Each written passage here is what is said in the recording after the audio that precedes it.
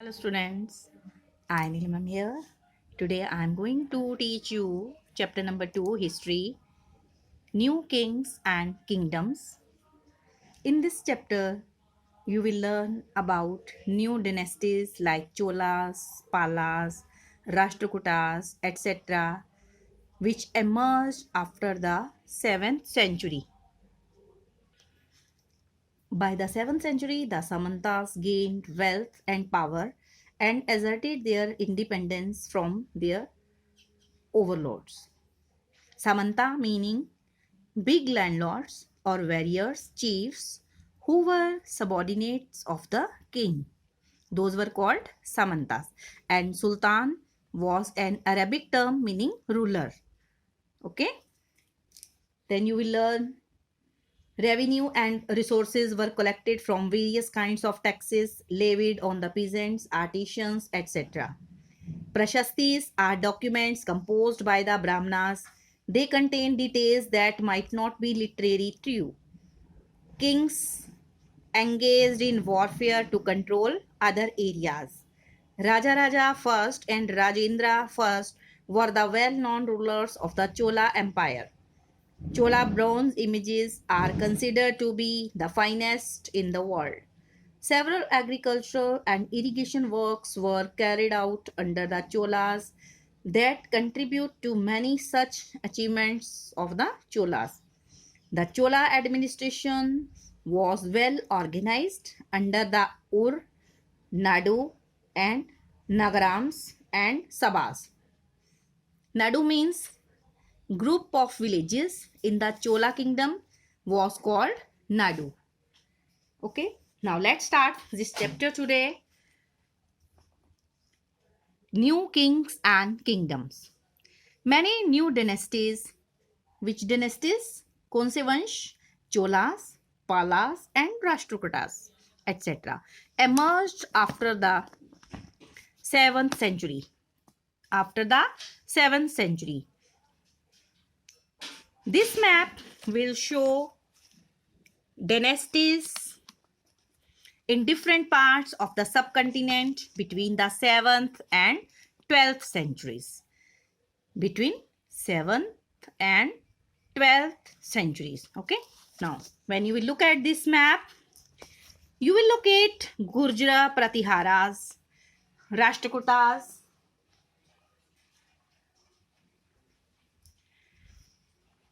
Palas, Cholas, and Chauhans. We call those Chauhans. Can you identify the present day states over which they exercised control? So first of all, Gurjara Pratiharas. There is Gurjara Pratihara. These are dynasties which are now in present day states, Western Uttar Pradesh, North Madhya Pradesh. These Gurjara Pratiharas. Then Rashtrakutas. Rashtrakutas is here. Where it is? It is in Maharashtra, Central Madhya Pradesh, Central, covering this Central Madhya Pradesh, Northern Andhra Pradesh and Karnataka. Northern Andhra Pradesh and Karnataka. The rule of Rashtrakutas was in these areas.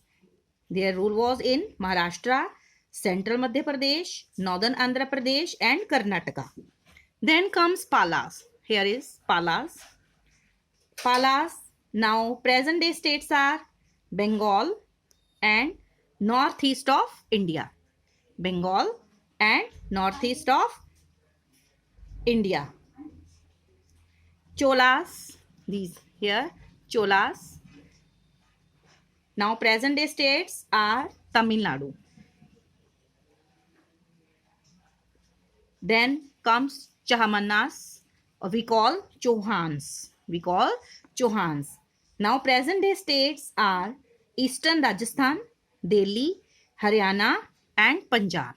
Their control was in Eastern Rajasthan, Delhi, Haryana and Punjab. Okay. Now you will learn about emergence of new dynasties. डेनेस्टीज जो होती हैं, नए जो वंश, जो कौन सी century में emerge हुए थे? 7th सेंचुरी में, okay, that emerged after here 7th century. Those emerged after 7th century. Okay. By the 7th century, the Samantas gained wealth and power and asserted their independence from their overlords. Okay. The emergence of new dynasties. By the 7th century, there were big landlords or warriors, chiefs in different regions of the subcontinent. Subcontinent means Asia is continent. Our India is part of that continent, and that's why India is called subcontinent. Existing kings often acknowledged them as their subordinates or samantas. They were expected to bring gifts for their kings or overlords. I have told you about Samanta कि they were big landlords or warriors, chiefs who were subordinates of the king. Okay, they were expected to bring gifts for their kings or overlords, be present at their courts, and provide them with military support. As Samantas gained power and wealth, they declared themselves to be Mahasamanta, Mahamandaleshwara, the great lord of a circle or region, and so on. Sometimes they asserted their independence from their overlords. One such instance was that of the Rashtrakutas in the Deccan. Initially, they were subordinate to the Chalukyas of Karnataka. In the mid 8th century, Danti Durga, a Rashtrakuta chief, overthrew his Chalukya overlord and performed a ritual called Hiranya Garbha, literally the golden womb. When this ritual was performed with the help of Brahmanas, it was thought to lead to the rebirth of the sacrificer as a Kshatriya. अगर कोई ये ritual करता था, कौन सा? हिरण्य गर्भा, जो ये ब्राह्मणों द्वारा करवाया जाता था ये रिचुअल, और जो भी करवाता था तो ये माना जाता था कि जो करवाता है इस रिचुअल को, इसको हिरण्य गर्भा रिचुअल को, तो वो करवाने वाला क्या करता है? लीड टू रीबर्थ, उसका दोबारा पुनर्जन्म होता है। ठीक है, किसके रूप में? As a Kshatriya, even if he was not one by birth, अगर वो बर्थ से क्षत्रिय नहीं था लेकिन अगले जन्म में वो क्या होता? क्षत्रिय होता, जो भी इस रिचुअल को करवाता था। Okay, then in other cases men from enterprising families used their military skills to carve out kingdoms. For instance, the Kadamba, Mayura Ashramana and the Gurjara Pratihara Harichandra were Brahmanas who gave up their traditional professions and took to arms, successfully establishing kingdoms in Karnataka and Rajasthan respectively. Here you can look at this picture. Here, this picture. Okay, wall relief from cave Ellora, cave 15 Ellora, showing Vishnu as Narsimha, the man lion. It is a work of the Rashtrakuta period. ये जो कौन सी केव में है? Ellora caves में, केव number 15 में ये जो wall relief है किसकी है? ये विष्णु है, जो किसके रूप में है? नरसिम्हा, द मैन लॉयन में। तो ये वर्क किसने करवाया था? ये वाला राष्ट्रकूटा पीरियड में हुआ था। ये कहाँ? एलोरा केव्स में। Then do you think being born as a kshatriya was important in order to become a ruler during this period? Now think, do you think being born as a kshatriya was important in order to become a ruler during this period? No, it was not important to be born as a Kshatriya in order to become a ruler during this period. This is because any lower caste person could overthrow rulers and become king by performing rituals with the help of Brahmanas. For example, Danti Durga, a Rashtrakuta chief, became the king by killing Chalukya ruler and by performing a ritual. Then, administration in the kingdoms. Many of these new kings adopted high sounding titles such as Maharaja Adhiraja, Great King, meaning Great King, Overlord of Kings, Tribhuvana Chakravartin, Lord of the Three Worlds, and so on. However, in spite of such claims, they often shared power with their samantas as well as with associations of peasants, traders, and brahmanas. In each of these states, resources were obtained from the producers, that is, peasants, cattle keepers, artisans, who were often persuaded or compelled to surrender part of what they produced. Sometimes they were claimed as rent due to a lord who asserted that he owned the land. Revenue was also collected from traders. 400 taxes. The inscriptions of the Cholas who ruled in Tamil Nadu refer to more than 400 terms for different kind of taxes. The most frequently mentioned tax is Vetti. That is Vetti. Taken, ये tax का नाम है. क्या है ये? Tax का नाम है और ये इंस्क्रिप्शंस में मेंशन है. ये लिया जाता था चोलास द्वारा. कहाँ? तमिलनाडु में. Taken not in cash but in the form of forced labour. और ये वेटी नाम का जो टैक्स था ये किस रूप में लिया जाता था? फोर्स्ड लेबर के रूप में. एंड कादामाई और land revenue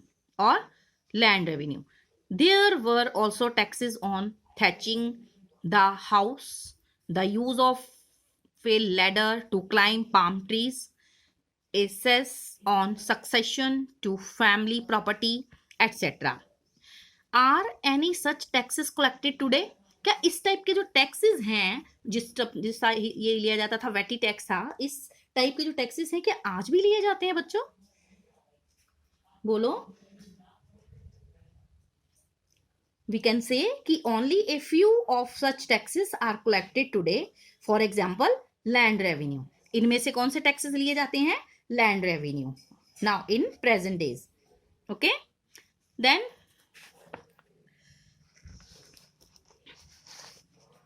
these resources were used to finance the king's establishment as well as for the construction of temples. और जो भी ये टैक्स इकट्ठा किया जाता था तो इसको किस तरह यूज किया जाता था? For the construction of temples and forts. Forts होते हैं किले. They were also use to fight wars which were in turn expected to lead to the acquisition of wealth in the form of plunder and access to land as well as trade routes. The functionaries for collecting revenue were generally recruited from influential families and positions were often hereditary. This was true about the army as well. In many cases, close relatives of the king held these positions. So here, sectional recapitulation is there. In what ways was this form of administration different from the present day system? Yes, think. In what ways was this form of administration different from the present day system? In the present day administration system, there are no such kings who claim high sounding titles and share power with samantas, peasants, traders, and brahmanas. Today, we live in a democratic republic administrative system in which the ruler is elected by the general people who is the first servant of public. So in this video, this is up to this and you will read whatever I have taught. You will watch this video very carefully. In the next video, I will teach you about the prashastis and land grants. Okay, prashasti were the details that may not be literary true, but they were telling us how the ruler wanted to depict themselves as valiant, victorious warriors. Okay, so प्रशस्ति होती हैं राजा की जो प्रशंसा के बारे में लिखी जाती है, जिसमें राजा की तारीफ की जाती है, ठीक है, तो वो होती हैं प्रशस्ति. ये हम पढ़ेंगे नेक्स्ट वीडियो में. Okay, till then stay alert, stay healthy, mask yourself and obey your parents. Thank you.